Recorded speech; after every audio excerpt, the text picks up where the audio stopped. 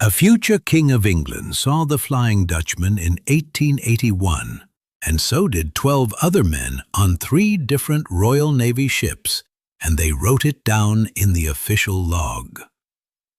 It is 3 in the morning on the 11th of July, 1881.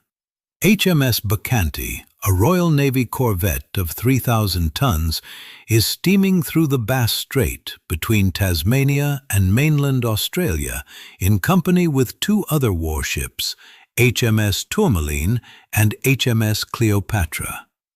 The night is clear. The wind is moderate from the southwest.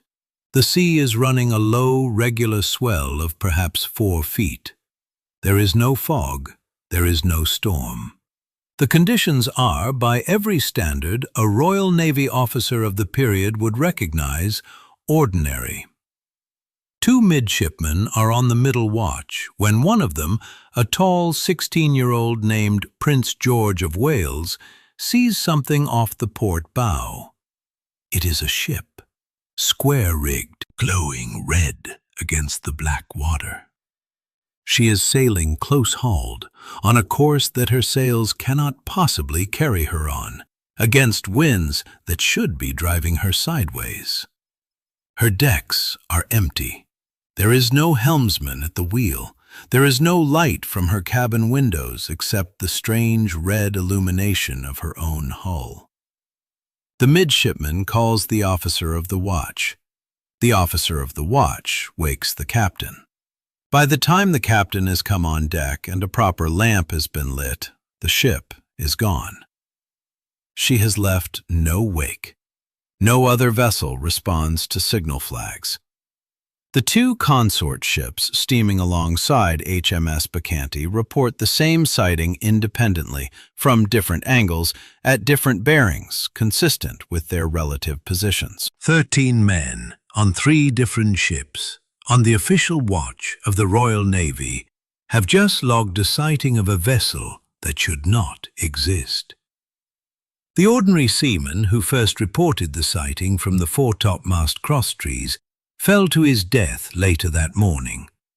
The cause of the fall was never determined. The captain of HMS Bacchante, a man named Lord Charles Scott, recorded the death in the same log entry as the sighting of the impossible brig. The crew's journal of HMS Bacchante is published 5 years later, in 1886, by Macmillan and Company of London. The sighting is recorded as fact, signed off by the captain, and bound into the official record of the voyage. 39 years later, the tall 16-year-old midshipman who first spotted the ship will become King George V of the United Kingdom of Great Britain and Ireland and Emperor of India. This is not a folk tale. This is the official maritime log of the British Empire at the height of its power. And the ship in the log has a name: the Flying Dutchman. This is the real story of the most famous ghost ship in history. You have seen her in Pirates of the Caribbean. You have heard her in opera. Almost everything you think you know about her is recent invention. The original is older, stranger, better documented, and more disturbing than the franchise. For 400 years, sober sailors of every seafaring nation have reported seeing the same impossible ship in the same impossible waters. Some of those sailors were officers. Some of them were kings. And the gap between what they saw and what science can explain is where the real haunting lives. Before we go further, comment where in the world you are watching from. And subscribe, because by the end of this video, you will know exactly what these men thought they were looking at, and you will have to decide for yourself what they actually were. To understand the Flying Dutchman, you have to understand the Cape of Good Hope in the 17th century. The Cape was the most dangerous shipping intersection in the early modern world, the necessary turning point for any vessel sailing between Europe and Asia, and a meteorological monster. Westerly gales drove against southerly currents at speeds and angles that produced waves up to 100 feet high. The Agulhas Current, the warmest major ocean current in the southern hemisphere, met cold water sweeping up from the Antarctic, generating storms with a violence that even modern ships do not always survive. The local Khoi people had a name for the wind that came down off the mountain that overlooks Table Bay. They called it the Southeaster, and they said it was the breath of the dead. When it blew at full strength, no vessel of any size could hold position against it. Captains who knew the Cape did not anchor in Table Bay if the Southeaster looked likely. Captains who did not know the Cape often had to learn this lesson by experience. Some of them did not survive the lesson. In the 17th century, the Dutch East India Company, the Verenigde Oostindische Compagnie, the VOC, was the largest commercial operation on Earth. Its trade route ran from Amsterdam down the Atlantic, around the Cape, and across the Indian Ocean to Java and the Spice Islands. Every Dutch ship sailing east passed the Cape twice, and a significant percentage of them did not survive both passages. Estimates of total VOC shipping losses at the Cape during the company's two-century history run into the hundreds of vessels and many thousands of men. When a ship was lost there, it was usually lost completely. Wrecks did not wash up on accessible coast. Bodies did not return. Survivors were almost unheard of. The men who came home from the Cape route came home with stories about the men who didn't. The Cape was a mass grave. The Dutchman was the headstone. The Flying Dutchman is what grew in the gap between the men who returned and the men who didn't. The earliest documented form of the legend places her captain's name as Hendrik van der Decken.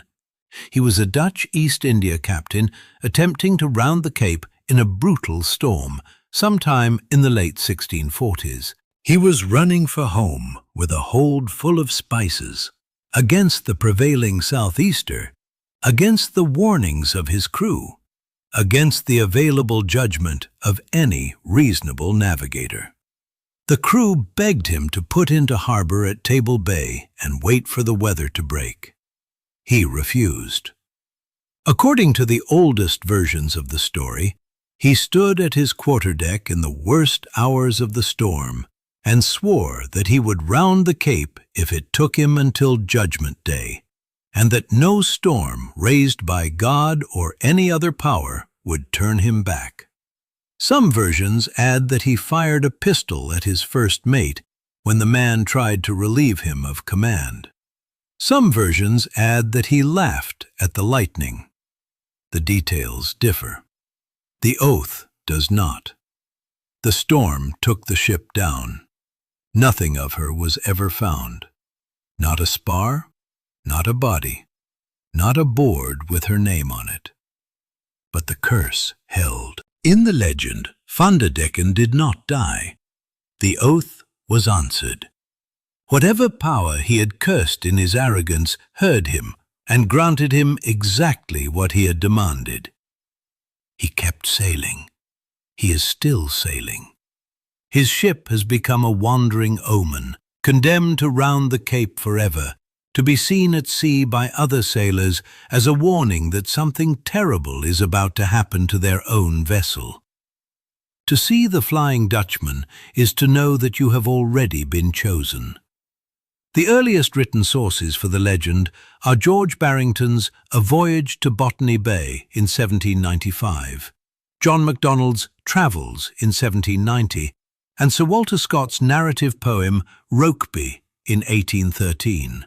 But the oral tradition is much older. References to the Dutchman in sailors' slang appear in 17th century Dutch sources, and the timing, the 1640s, corresponds almost exactly to the period in which the East India Company began losing ships at the Cape in catastrophic numbers. The legend grew in the silence around the men who didn't come home. The variants of the curse are many. In some versions, Van der Decken has played dice with the devil and lost his soul. In others, he has committed a murder aboard ship. In a few versions, he is offered the chance to deliver one letter to the living from his ghostly ship, and any captain who accepts the letter is doomed to follow him into the sea. The details vary. The ship does not. She is always Dutch. She is always square-rigged. She is always sailing where she should not be sailing. And here is where the story stops being a story, because the sightings are real. Not folktales, not legends. Logged accounts in official naval records, written by officers with naval careers to protect, who would not have written what they wrote unless they were certain of what they saw. In 1823, HMS Leven, under Captain William Owen, surveying the eastern coast of Africa for the British Admiralty, logged the sighting of a phantom brig sailing into the wind off the Cape of Good Hope. Owen was an experienced surveyor with no reputation for credulity. The log is preserved in the British Hydrographic Office. In 1835, the British schooner Inconstant near Cape Horn watched a square-rigged ship close in on what appeared to be a collision course. The crew braced for impact. The ship vanished. There was no wreckage, no debris, no second vessel anywhere on the horizon. The captain, the first mate, and several of the watch logged the sighting in identical detail. In 1857, the bark Joseph Summers, sailing through the Indian Ocean in clear daylight, was approached by a wooden ship of 17th-century Dutch design that hailed her in a language the crew could not identify, and then sailed off on a heading the wind could not have permitted. The captain refused to enter the encounter into the official log on the grounds that he did not wish to be thought mad. He recorded it instead in his private journal, which was published by his family after his death. In 1881, HMS Bacchante, the sighting we have already seen, with the future King George V on the watch. In 1911, the Royal Navy submarine HMS D2 surfaced for the night near the entrance to the English Channel, reported a sailing vessel approaching from the southwest in conditions that should have made any sailing vessel impossible to maneuver. The contact disappeared at half a mile. In 1939, on a clear afternoon at False Bay near Cape Town, approximately 60 bathers on the beach at Glencairn watched a fully rigged 17th-century Dutch sailing ship glide silently across the bay in front of them and vanish at the horizon. The sighting was reported in the South African newspaper the following day, with multiple witnesses interviewed by name. They were not at sea. They were sunbathing. This is not a legend. This is hundreds of pages of naval and civilian records spanning 4 centuries. So how do you explain a ship that doesn't exist showing up in the official logs of the Royal Navy? Science actually has an answer, and it is almost as strange as a ghost ship. The phenomenon is called Fata Morgana. It is a complex form of optical mirage that occurs when warm air sits over cold water, creating a temperature inversion that bends light dramatically. The phenomenon is named after the Arthurian sorceress Morgan Le Fay, because medieval Sicilians watching mirages over the Strait of Messina believed they were her work.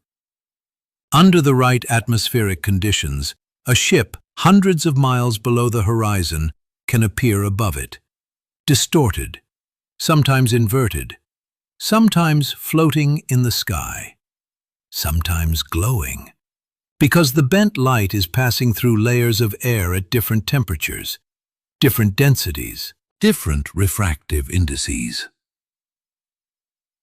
The Cape of Good Hope is precisely the kind of cold water meets warm air zone that produces frequent Fata Morgana effects. So is Cape Horn. So is the Bass Strait, where HMS Bacchante logged her sighting in 1881. Virtually every one of the locations where the Flying Dutchman has been historically reported is a known mirage zone.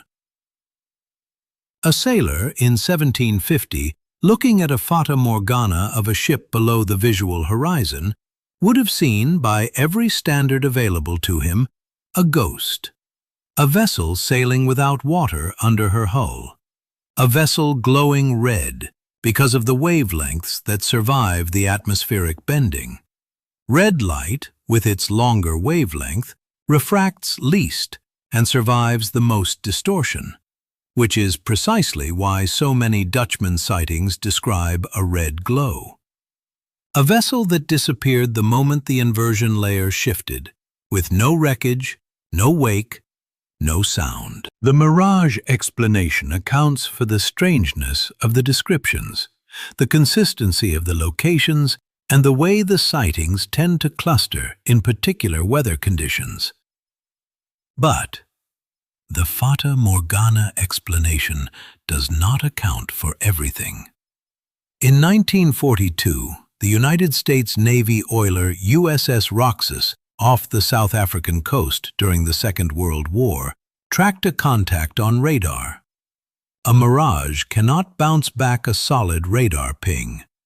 The ship maneuvered toward the contact.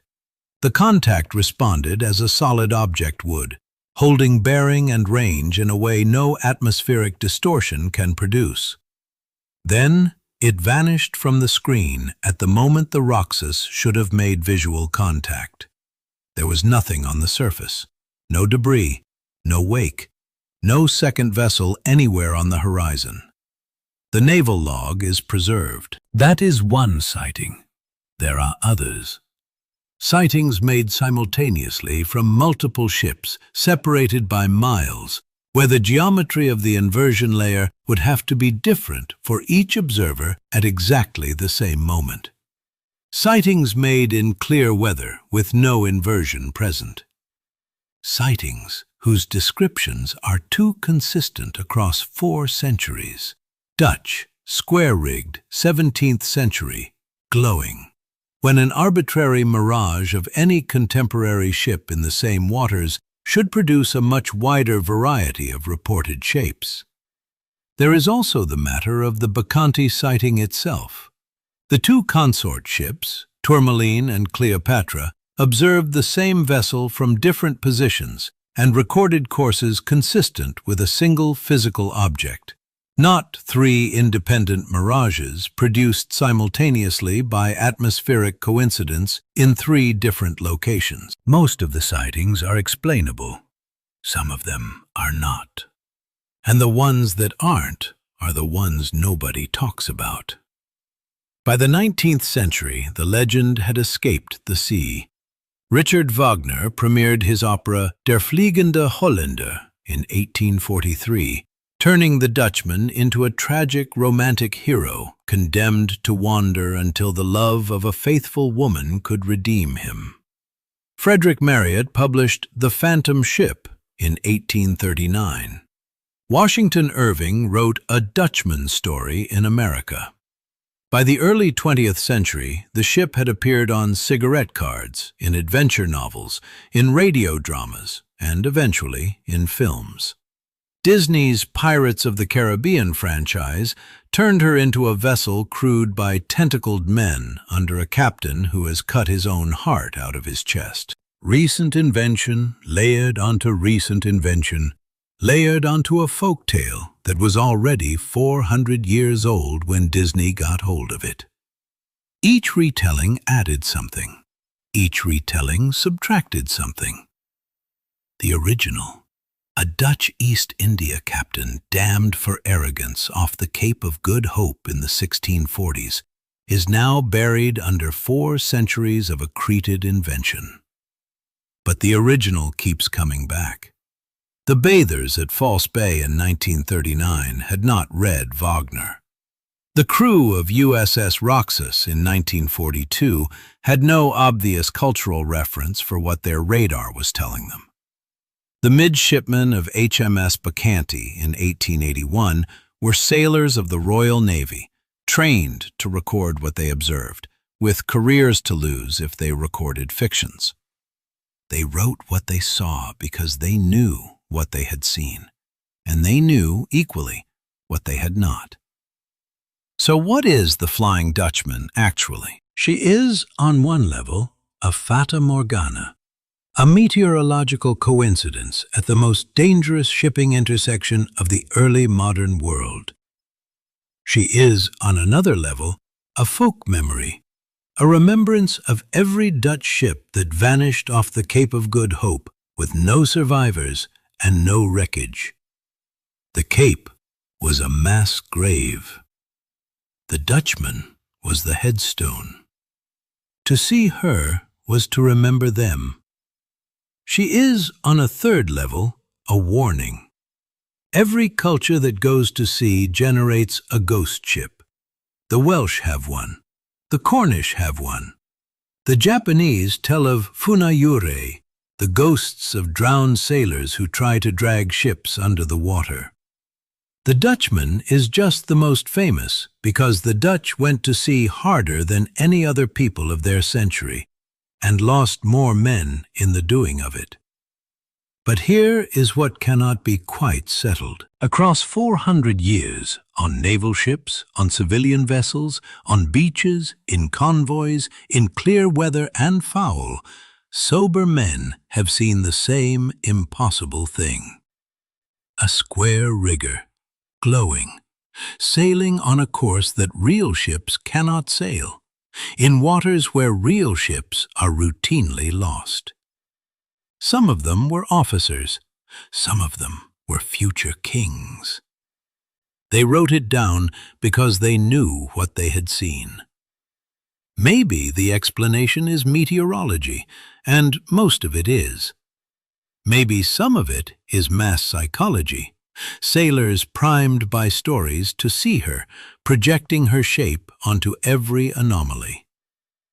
Maybe a fraction of the unexplained sightings are something else, something we do not yet have a name for.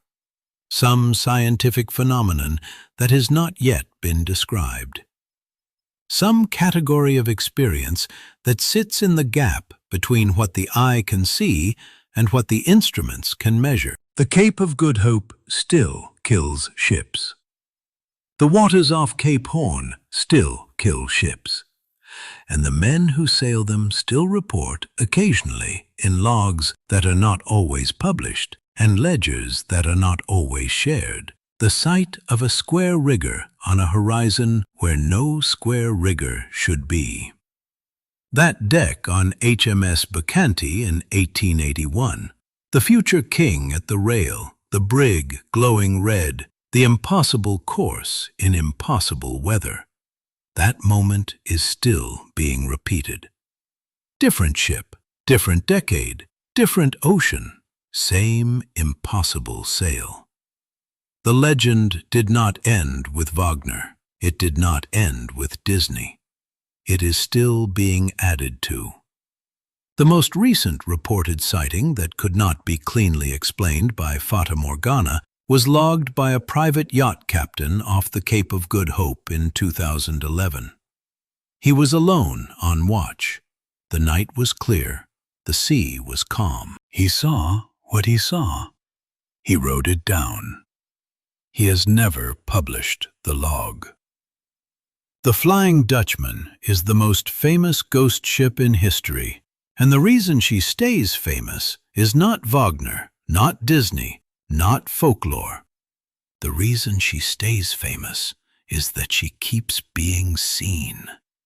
By people who know better, by people who have nothing to gain from saying so, by future kings on the watch of a Royal Navy corvette, writing in the ship's log, because that is what officers do when they see something at sea that should not be there.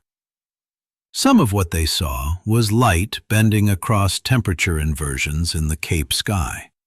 Some of what they saw was the collective folk memory of every Dutch sailor who never came home.